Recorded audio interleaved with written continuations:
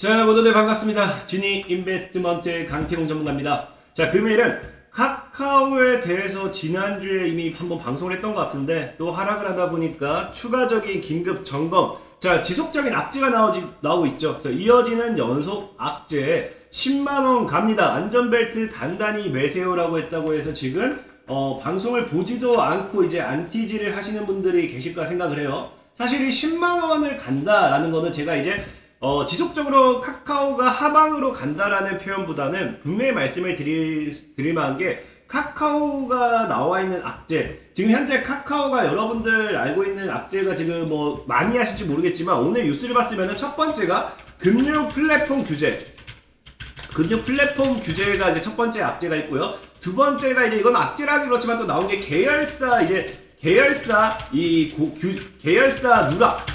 누락 신고에 대한 이 악재, 이것도 사실 뭐 악재가 그렇지만 내용이 있고, 세 번째가 이제 데이터 독점을 막겠다고 하고 여기에 대해서 규제에 대한 또 악재가 나와줬습니다. 그러다 보니까 이 세 가지의 악재라고 하면 악재가 나와줬고, 여기에 따라 주가가 무조건적으로 하락을 한다라고 하는 게 아니라 저는 이 세 가지는 사실 악재가 아니라고 좀 말씀을 드리고 싶어요. 악재가 아니다라 말씀을 드리고 싶지만 이 10만원 간다라는 거는 지금 일단 하방으로 계속해서 빠지고 있고 기술적인 부분으로서 10만원까지는 열려있기 때문에 거기까지 보면서 오히려 저가 매수의 기회로 삼는 것도 좋지 않을까라고 생각한다라고 분명히 말씀을 드리면서 방송을 시작해 보도록 하겠습니다. 자, 이어지는 방송 시작하기 앞서도 여러분들의 좋아요와 구독하기는 좋은 뭡니까? 좋아요와 구독하기는 늘 많은 힘이 된다라고 말씀을 드리면서 방송을 시작해 보도록 할게요. 자, 일단 카카오를 본다라고 하면은 아까 10만원까지도 우리가 볼 수도 있다라고 하는 이유가 뭐냐고 하면은 일단 기술적인 부분을 좀 생각해 볼게요. 왜냐고 하면 우리가 보통 이 13만원 정도에서 사실 기술적인 반등이 1차가 여기서 나와줬어야 했어요. 전고점대를 이제 돌파하면서 이렇게 찍어 눌렀을 때 13만원에서 기술적인 반등이 나와줬어야 됐는데 그게 금요일장에 기술적인 반등이 나오다가 오늘장에 무너뜨려 버렸습니다. 그러다 보니까 사실상의 이제 이평의 저항이라고 하죠. 이평의 저항이라든지 이런 것들을 봤을 때 지금 11만원, 이제 적어도 최소 못해도 11만원까지는 우리가 길게 열어둘 수도 있고, 그걸 더 밑으로 봤을 때는 이전에 이제 전고점대인 10만원까지도 이전에 전고점대를 돌파하려다가 못하고 돌파하고 지지를 받고 날아갔죠. 그래서 11만원과 10만원까지도 좀 열어둘 수 있는 구간대라 생각을 해요. 그래서 오히려 카카오를 저가 매수의 기회로 삼는다고 하면은 저가 매수의 기회로 보고 싶다 하시는 분들은 이제 10만원에서 11만원까지 열어두셔도 괜찮다라고 좀 말씀을 드리고 싶고, 그렇다고 해서 오늘 방송을 통해서 카카오가 무조건 빠진다라고 얘기는 하지는 않을 건데, 중요한 거는 이 카카오라는 종목 자체가 하락을 하는 이유가 사실 저는 그렇게 생각해요. 이 기업적인 악재보다는 지금 이 10만원, 11만원까지 빠질 수 있는 이유는 동학개미, 그러니까 최근에 개인들이 너무 많이 올라탔다는 거예요. 그래서 보면 뭐가 있습니까? 네이버, 카카오 주가 반등했는데 동학개미가 사흘간, 지난주 4일 동안 거의 1조 5천억이라고 하지만 지금 그냥 2조를 샀습니다. 2조. 그러니까 2조를 사면서 굉장히 순간 주가를 찍어 눌렀을 때 개인들이 많이 샀기 때문에 이 여기서 당장의 주가를 끌어올리기에는 개인 물량이 너무 많다는 거예요. 그래서 실제로 시장을 보면은 지금 최근에 이슈 보면 뭐가 나오냐고 하면은 카카오의 하락의 가장 큰 이유는 저는 악재를 이용한 공매도 때문이다라고 좀 얘기하고 싶어요. 그래서 뉴스를 보면은 약점만 잡히면 공매도, 카카오가 지금 전주 대비 카카오가 지금 공매도가 9배가 폭증했대요. 그만큼 실제로 지난주에 하락은 외국인들이 갖다 팔았다라는 표현보다는 내가 가지고 있는 종목을, 내가 가지고 있는 주식을 갖다 팔았다라기보다는 이전에 이제 저가에서 늘 얘기하죠. 공매도 같은 경우는 개인을 털기 위해서 더 많이 사용합니다. 그래서 여러분들의 이제 물량을 털기 위해서 내 물량을 파는 게 아니라 여러분들의 물량을 빌려서 없는 주식을 공매도로 치면서 주가를 떨구고 이제 저점에서 외국인들이라든지 기관들이 더 주워 담는 그런 걸로 좀 보셔야 되는데, 그래서 외국인과 기관들이 저점에서 더 주워 담으려고 개인들을 털기 위해서 공매도를 쳤더니 뭐였어요?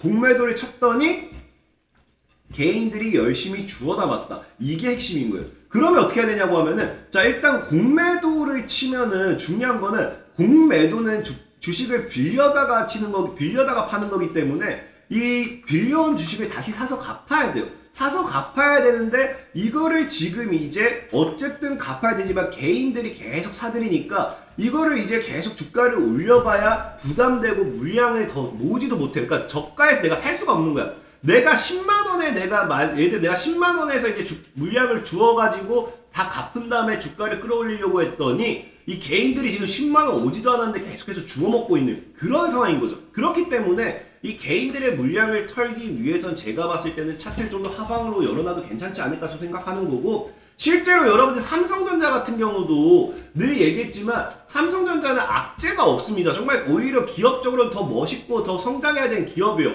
근데 이때 이제 96,800원 최고점을 찍고 지속 내리 하락을 했던 이유가 뭐냐고 하면은 이때 우리 동학개미운동 최절정치 알 거예요. 동학개미. 그래서 이때 개인들이 주구장창 사버리니까 이 개인들의 물량을 털기 위해서 지금 빠지는 거다라고 늘 말씀드렸고, 실제로 삼성전자 같은 경우는 여러분들이 핸드폰 지금 이제 Z 플립이라든지 이제 Z 이제 뭡니까 폴더라든지 그거 보면 굉장히 완판되고 굉장히 잘 나가고 있어요. 굉장히 이거를 구매하기 위해서는 몇 개월을 기다려야 된다. 이 삼성전자 핸드폰을 쓰지 않는 중국에서도 지금 뭐 하느냐, 삼성전자 핸드폰을 지금 살 정도로 굉장히 잘 나가지만 뭐예요? 주가는 하방으로 밀리고 있다.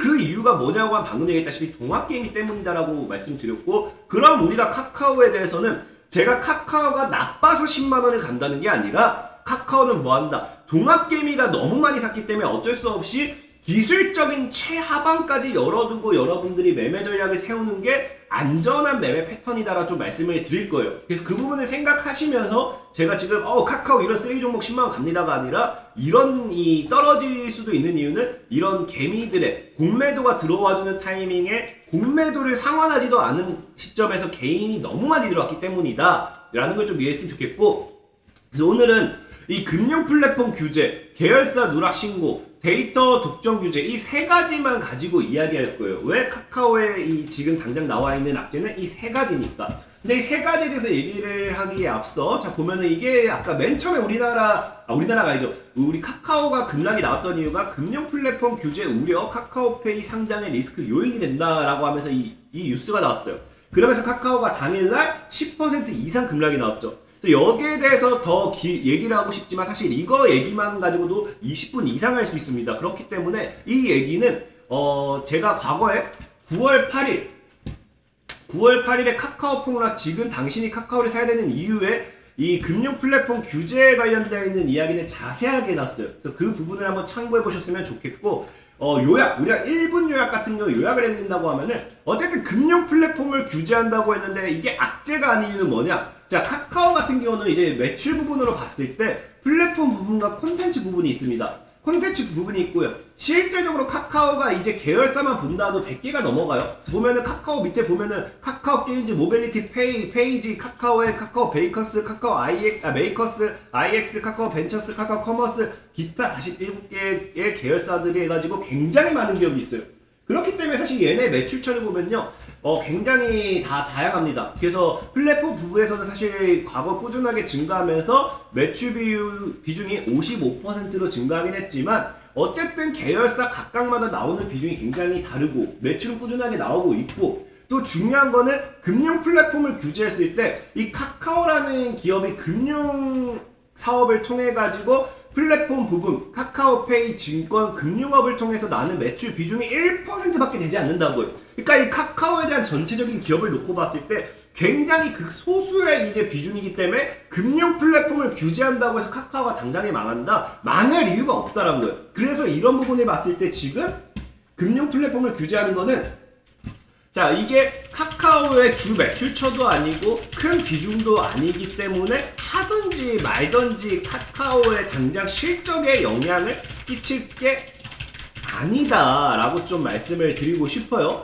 말씀드리고 싶고, 그 다음에 두 번째, 자, 계열사 누락 신고. 이게 오늘 뉴스가 나왔어요. 오늘 뉴스가 뭐가 나왔냐고 하면은, 자, 공정에서 이제 카카오 김범수 의장이 제재 절차 착수 들어갔다. 계열사 신고 누락 혐의에 의해서 이제 조사 들어간다라고 하면서 이해가 나와 있어요. 그래서 보면은 제재 절차를 밟고 있는 것으로 나타났다. 지주회사로 평가받는 KQ홀딩스 관련 자료를 제대로 신고하지 않았다는 혐의다라고 하는데, 지금 이제 여러분들이 아셔야 될 게 이게 사실 악재로 볼 수도 있다라고 하면 있어요. 근데 중요한 건 뭐냐고 하면은, 김범수 의장은 예전부터 이런 것들이 말이 많았어요. 왜냐면 계열사가 굉장히 많잖아요. 계열사가 100개 가까이 되니까 여기서 신고를 일부러 안 했네, 뭐 고의성으로 안 했네라는 이야기가 2019년 그때도 있었습니다. 그때도 보면은, 그래서 뭐가 있었냐고 하면은, 계열사 누락 신고 혐의 벗은 김범수 카카오 의장 카뱅 대주주 청신호. 그래서 보면은 김범수 카카오 의장이 계열사 5곳을 당국에 누락 신고했다는 혐의를 벗었다. 금융위원회 대주주 적격성 심사가 진행 중인 김 의장이 카카오뱅크 최대주주에 오르는데 청신호가 켜졌다. 라고 하면서 이 당시에도 지정된 모든 계열사에 대한 공시 의무가 있었으나 공시를 하지 않았다. 누락했다. 라고 하는데 사실 100개가 넘는 계열사에 관리하는데 이게 뭐 고의일 수도 있겠지만 고의가 아니라는 게 높은 거예요. 근데 과거에도 뭐 했냐고 하면은 어쨌든 똑같은 이유로 이렇게 뭐 계열사 누락 신고에 대한 얘기가 있었지만 결국에는 무죄 선고를 받았고 그렇게 이제 카뱅의 대주주가 되면서 뭐 했다고요? 이게 그냥 그대로 끝났다라고 얘기하고 싶은 거고, 그래서 이번에는 이 뭐 때문에 또 나왔냐고 하면은 아까 얘기했던 뭐예요? K큐브 홀딩스 관련자를 내지 않았기 때문이라고 하잖아요. 그래서 이게 사실 뭐 악재가 될 수도 있지만 중요한 건 뭐냐고 하면 이게 악재가 돼봐야 뭐 벌금 정도. 그래서 지금 우리나라 이 기업이 보면은 카카오뿐만 아니라 많은 기업들이 있습니다. 보면은 과거에 뉴스 보면 주식 신고 누락, 롯데계열사 9곳, 10월 8일 1심 선고 신고, 그러니까 계열사 누락 관련해가지고 고의 누락 증거 하지만 벌금 1억 원 끝. 위장계열사 혐의, 공정위, 정몽지, 캐시 회장 검찰 고발, 하이트진로 회장 검찰 고발, 친족 100% 계열사 고의 누락 혐의. 고의 누락, 그러니까 계열사를 고의적으로 누락한 거는 지금까지 어떤 기업이든 많았어요. 근데 어쨌든 얘 같은 경우는 해봐야 벌금이고, 과거에도 너무 많은 계열사가 있다 보니까 누락에 대한 부분이 문제가 됐었습니다. 하지만 그때도 결국 무죄를 받았다 라고 볼 수 있기 때문에 이게 당장 악재가 될까라고 생각하진 않아요. 그리고 심지어 이것보다 더한 기업도 잘 나가는데, 그게 뭐냐면 여러분들 삼성바이오로직스 잘 알죠? 삼성바이오로직스는 예전에 이제 공시 누락이 고의가 결론이 나면서 분식 회계에 대한 이슈가 있었습니다. 그래서 얘네가 진짜로 일부러 누락했네 안 했네 하면서 너희 일부러 누락한 거 맞다. 이 고의 누락이다. 공시 고의 누락 맞다. 그럼 너희가 분식 회계다라고까지 했지만 이 삼성바이오로직스는 결국 어떻게 됐냐? 분식 회계가 뭔지 모르시는 분들이 있을 것 같아서 미리 얘기할게요. 분식 회계라는 거는 기업이 고의로 자산이나 이익들을 크게 부풀리고 부채를 적게 계산하여 재무 상태나 뭐 경영 성과 뭐 등등등을 뭐 하는 건데, 삼성바이오로직스가 이제 상장하기 위해서 너희 불식 회계한 게 아니냐라고 하면서 이 당시에도 상장 폐지 심의를 돌입했어요. 그래서 이때도 삼성바이오로직스 주가 하락갔었고요. 실제로 차트 보면 이 당시죠. 이때 이제 불식회계 논란 있으면서 이때부터 이제 하방 갔다가 여기서 거래정지 먹었어요. 여기서 거래정지 먹고 상장되고 밀렸다가 여기 저점을 찍고 지금 3년 만에 몇 퍼센트 갑니까? 3년 만에 저점 찍고 5배가 올랐어. 5배. 그러니까 지금 뭐냐고 하면은 사실 계열사 누락 신고보다 더 심한 공시를 고의적으로 누락한 이런 기업도 지금 5배가 성장하는 이 시대에 계열사 누락 신고 가지고 이 카카오가 지금 무너진다? 그건 말도 안 된다 본다는 거고, 또 카카오 같은 경우는 이건 진짜 뭐 세발의 피라고 생각해요. 그렇기 때문에 굳이 많이 나와야 벌금 정도다 라고 좀 말씀을 드리고 싶습니다. 그렇기 때문에 이 계열사 누락을 고의로 신고했네 안 했네 이런 부분에 대해서는 여러분들이 걱정을 안 해도 되지 않을까 좀 말씀을 드리고 싶고, 지금 나와 있는 두 가지 악재에 대해서는 이 부분 좀 말씀드리고, 그리고 세 번째는 최근에 이슈가 된 게 이거죠. 카카오 네이버 또 목조른다. 이번에는 데이터 독점까지 거론했습니다.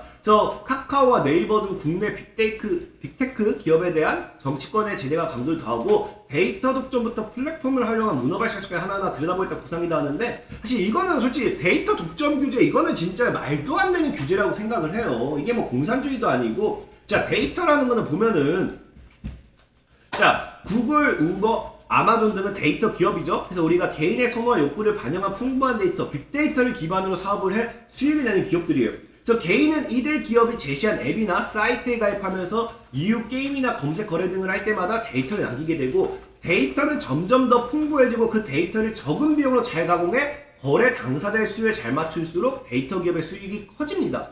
그래서 시장에는 개인들의 새로운 선호와 욕구를 실현할 수 있는 새로운 수요가 생기고 시민의 자유는 풍부해지고 삶의 질이 향상된다. 그러니까 지금 무슨 말이냐고 하면은 우리가 뭐 이거 이용할 때마다 데이터를 남기고 그 데이터가 하나의 자료로 남는다는 거예요. 근데 지금 알다시피 네이버라든 우리가 지금 보면 인터넷 플랫폼이 카카오라든지 네이버가 굉장히 많이 카카오나 네이버가 굉장히 많이 그 상용화가 돼 있죠. 그러다 보니까 여기 얘네들이 이 데이터를 독점하고 있다. 많은 사람들이 여기다가 이제 자료 그 뭡니까 내 개인 데이터를 남기면서 얘네들을 통해서만 이게 뭐가 파생이 된다 이거예요. 근데 사실 그렇다고 해서 카카오나 네이버가 무조건 우리 거 우리의 핫해서 안 쓰면 내 죽일 거야. 너희 뭐 잘못돼 이런 게 없거든요. 그냥 우리는 카카오가 편하고 네이버가 편하기 때문에 거기다가 이제 거기를 사용하는 건데 이거를 규제한다. 이거는 사실 거의 공산주의라 보셔야 돼요. 공산주의. 그래서 이거는 사실 규제를 한다고 하면은 저는 규제가 되지 않지 않을까 좀 생각하고 싶고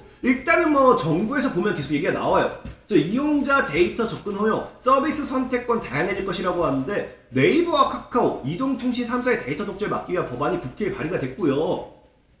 그래서 뭐 전기통신사업부 일부 개정 법률안을 지난 10일 발의했다고 합니다. 뭐 골자다 봐서 전기 뭐 데이터 독점이 다른 사업자의 시장 뭐 하는데 사실 이거 뭐 다 읽을 필요도 없어요. 읽을 필요도 없고 중요한 거는 뭐 데이터 접근 이게 뭐 발의가 됐고 이걸 통해서 규제를 한다고 하지만 저는 잘 모르겠다 좀 말씀드리고 싶고 일단은 뭐 이재명 씨도 여기에 대해서 또 똑같이 얘기했어요. 데이터 경제의 지속 가능한 발전을 위해 데이터 선순환 생태계를 만들어야 한다라고 하면서 이 데이터 주권 국제 포럼 개시기에서 앞으로 데이터의 경제적, 사회적 가치는 더욱 높아질 것이고 하면서 독점을 막겠다라는 독점 막겠다는 그런 내용과도 뭐 얘기하긴 했습니다. 어찌됐든지 중요한 건 뭐냐고 하면은 자 데이터 독점 규제는 제가 악재로 안 보는 이유 얘네를 규제를 해도 사용할 사람은 사용한다 이거예요. 사용할 사람은 사용한다. 아무리 규제를 해도 막말로 만약에 그냥 이 비유를 들면은 여기 뭐 치킨집 골목이 있어. 치킨집 골목이고 여기서 시장이 막 이렇게 있습니다. 치킨집이 막 이렇게 있어. 여기 뭐 손님이 뭐 하루에 두세 팀밖에 다 없는데 이 집만 손님이 매일같이 3시간씩 막 줄 서. 여기 이 집만 맛집이야. 그래서 사람들이 여기서 막 정부에서 막 와가지고 아 이거 너무 공정하지 않다. 니네 앞으로 1시간씩만 하루에 100팀만 받아라. 하루에 100팀만 받아라 해서 여기 줄을 다 못 서. 그럼 그 사람들이 여기 가고 여기 갈 것 같습니까? 이 100팀 안에 들기 위해서 또 여기 줄 서는 거예요. 더 열심히 줄 서고 또 여기만 가는 거예요. 왜 맛집이니까. 우리가 제주도에 뭐가 있어? 제주도에 연돈 있잖아. 연돈이 지금 예약제를 하지만 매일같이 예약이 꽉 차요. 왜? 이 연돈 돈가스 먹고 싶을까? 이게 먹고 싶은 거지 우리가 다른 돈가스가 먹고 싶은 게 아니거든. 그러니까 사실상에 뭐 식당과 비유가 맞는 건지 모르겠지만 데이터를 독점을 규제한다 하더라도 카카오를 사용하던 사람들은 카카오를 사용하지 뭘 사용하겠어요? 네이버를 사용하던 사람은 네이버 사용하지 뭘 사용하겠습니까? 다 너무 당연한 거예요. 너무 편해져 있기 때문에. 그렇기 때문에 사실 규제를 한다고 해서 이게 시장의 악재라 생각하지도 않고 실제로 미국 같은 경우는 규제를 이미 하고 있어요. 그래서 보면은 미국 하원의 빅테크 기업에 대한 반독점 규제 6개 법안이 발의가 됐고 보면은 뭐가 있냐 지정 플랫폼 사업자 사실상 빅테크 기업 4곳 우리가 잘 아는 애플, 페이스북, 구글 등을 얘기하겠죠. 각 개인정보와 플랫폼 이용 내역 등과 같은 데이터 독점을 막고 플랫폼 간 정보 이동을 위해 데이터 표준을 준수하도록 함으로써 플랫폼 이용자가 좀 더 수월하게 서비스를 전환하도록 보장하는 것. 즉 지정 플랫폼 사업자에게는 연방거래위원회가 설정하는 표준에 따른 데이터 이동성 보장 의무와 상호 호환성 보장 의무가 부과되고 지정 플랫폼 사업자와 사업 이용자는 개인정보 보호와 보안, 의외의 목적으로 이용자 데이터를 수집, 활용, 공유할 수 없음하지만 어찌됐든지 이런 거에 대해서 이 법안이 발의됐고 데이터 독점을 막겠다라고 했습니다. 하지만 구글, 페이스북, 뭐 이런 애플 이런 애들 보면 어때? 주가는 늘 신고가를 가고 있고 늘 상승하고 있어요. 그렇기 때문에 이런 사전에 그걸 봤을 때 외국계 기업에서도 실제로 이제 미국의 이제 여러분 잘 아는 애플, 구글, 뭐 페이스북을 봐도 규제를 했고 데이터 독립에 대한 규제를 하지만 주가는 상승을 하고 있다. 그렇기 때문에 이게 기업 자체 큰 악재는 아니다라고 이야기하고 싶은 거예요. 그렇기 때문에 지금 시장 하락에서 말도 안 되는 내용들이기 때문에 최근에 외국계 창구에서 또 뭐라고 하느냐? 네이버, 카카오 폭락장 지켜 외국계 증권사들을 전형적인 매수의 기회라고 얘기하는 거예요. 매수의 기회가 맞지만 저는 아까처럼 얘기했던 게 아쉬운 게 뭐냐? 개인들이 너무 생각 없이 막 샀어요.